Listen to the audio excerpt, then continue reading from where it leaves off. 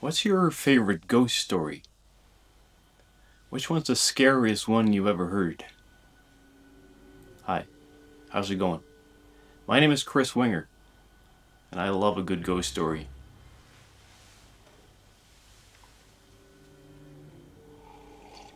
"Oh, whistle, and I'll come to you, my lad," is one of my absolute favorite ghost stories. It's a story about a man who goes golfing when his bed sheets come to life, all because he had to go and blow some spooky old whistle that he found in a ruin.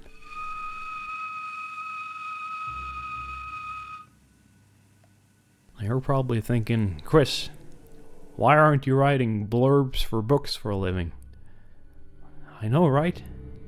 It's gonna take a lot for a movie to even send the tiniest of shivers down my spine these days, but when I turn off the light and I read a good ghost story before I fall asleep, I'm pretty happy that Alfred is right there by the foot of my bed. And "Oh, whistle, and I'll come to you, my lad" sure had me spooked the first time I read it. The movie is great too, both of them actually. But the old one is one of the few movies that I watched that actually felt like a nightmare that I would have.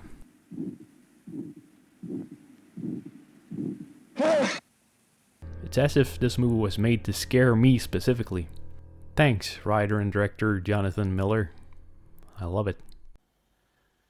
I ought to be able to make it out, he thought, but I suppose I am a little rusty in my Latin. When I come to think of it, I don't believe I even know the word for a whistle. The long one does seem simple enough. It ought to mean, "Who is this who is coming?" Who indeed? That's what I love about this story. It leaves so much to the imagination. It's always at the end of a scary story when we get all the answers that it stops being scary. "Whistle and I'll come to you" leaves you with more questions than answers, and perhaps that's why it's stuck with me after all these years. And I think that's why it's the scariest ghost story I ever read. And this is far from the norm in classic ghost stories. Most of them will give you the answers at the very end, but not always the answers you'd expect. That is, if you haven't already figured it out by then. Most good ghost stories end with a twist. The others, with Nicole Kidman, is a perfect example of a movie that makes use of this classic trope. Don't look it up, just watch it. It's great.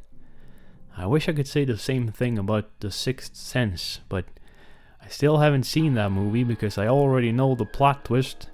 You already know it, your grandma already knows it, everybody knows, and maybe I'll watch it someday, but yeah, I already know. Bruce Willis is the ghost. Spoiler alert.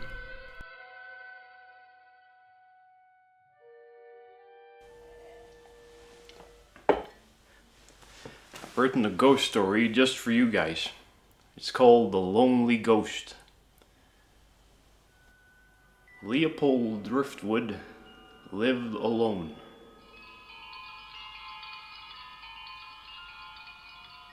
He lived alone in a big, drafty old house on top of an old, lonely hill surrounded by dead trees.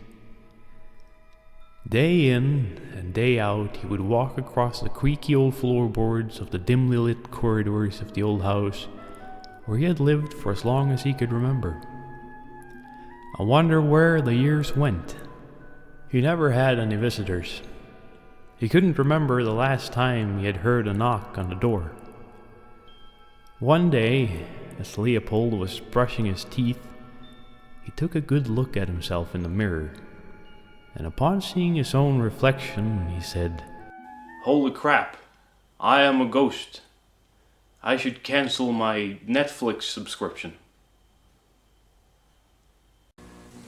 This Friday, her future and him. Has requested to remain anonymous, claims that the pine cone, which has been determined to have come from a Scotch pine or European red pine, was given to him in a dream. I wore this green plaid overshirt, and he had a green hat, and it looked like an old lumberjack or something, and he handed me the pine cone, and then he just waved at me like this, and then he disappeared into thin air. Of course, I thought it was just a dream, but when I woke up, the pine cone was right there in my hand.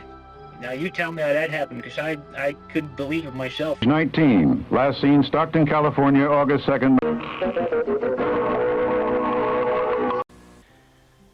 A few weeks ago, I went to a second-hand store and I saw a book simply titled Ghost Stories. There are probably thousands of books with that title, but of course I had to take a look. And when I saw this cover, memories just came flooding back to me from when I was a little kid, and I'd search through my parents' or my sister's bookshelves in search of something spooky or interesting. I love it when you find stuff like this from your childhood, books or movies or little things, and you get to hold them and look at them again and just remember. Yeah, well, fortunately I saved a lot of these books that I had as a kid. It's always a lot of fun to read these old stories again.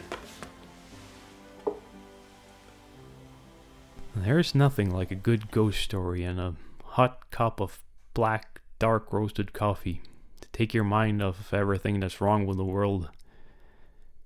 Do you believe in ghosts? I'm not sure if I do. I am open to the idea of an afterlife, but if I had to be honest with myself, I don't really believe that there is such a thing as a soul, at least not in the way that most people think about it. We live on in people's memories, in photographs, and in the things that we leave behind. We're never really gone, and I suppose you could say that a person's spirit lives on that way.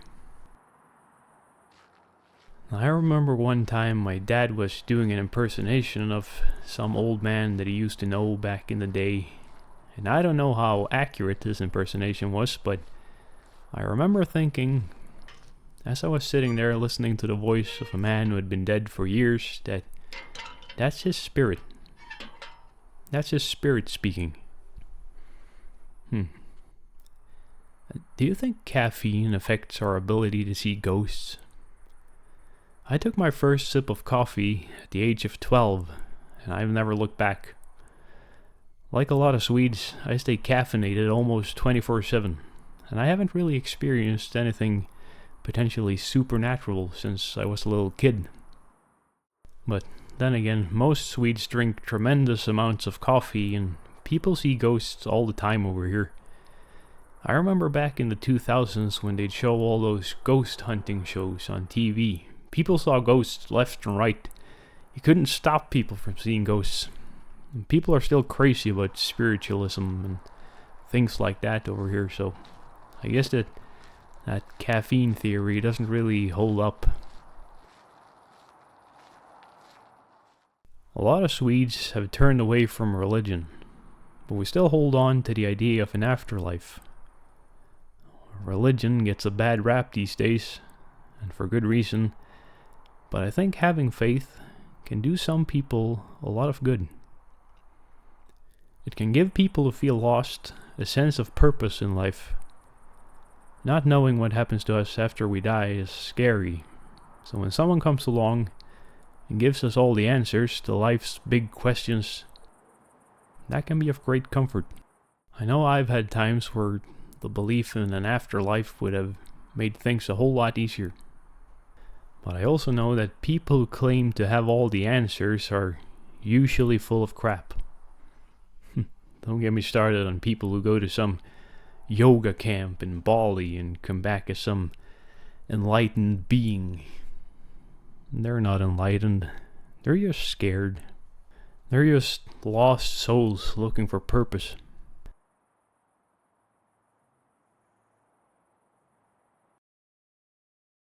I don't have all the answers, but that's okay. I don't need them. I don't need to know everything. If you trust the universe to kind of keep doing its thing, isn't that kind of the same thing as having faith? It's just a different path toward the same goal. But don't listen to me.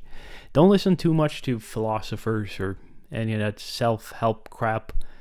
I think the best way to figure things out is by figuring them out yourself. That way, you'll understand things a lot better. I might not believe in ghosts or the afterlife, but I do like to live life somewhere in between reality and imagination.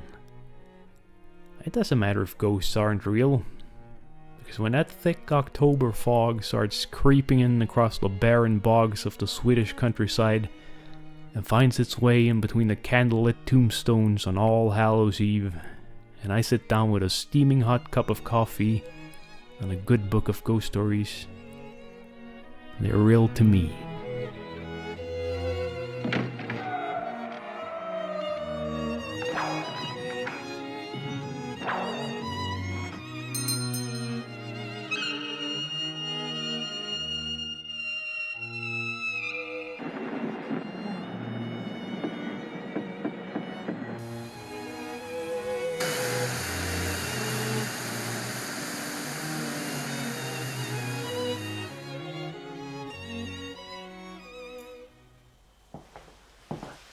Sorry, had to get a refill.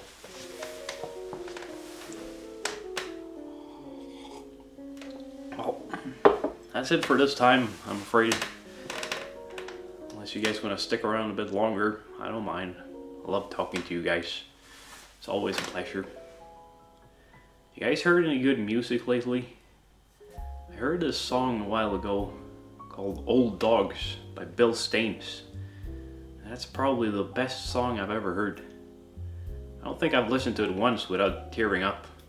You know, Old Dogs.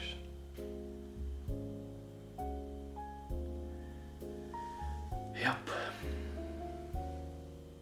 Speaking of old dogs, what's Alfred doing? He doesn't like it when I shoot videos. He's scared of tripods. He's scared of a lot of things, that dog.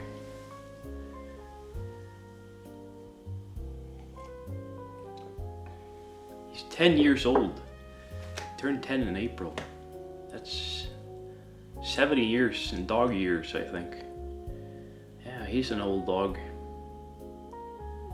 Old dogs.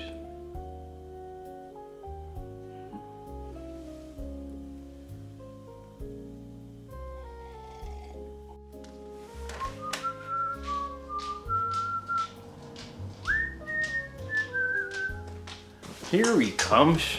Hey Alfred, come here. Hey Alfred. Old dog. He's such a good boy. Come here. Come here. Come here. Yeah.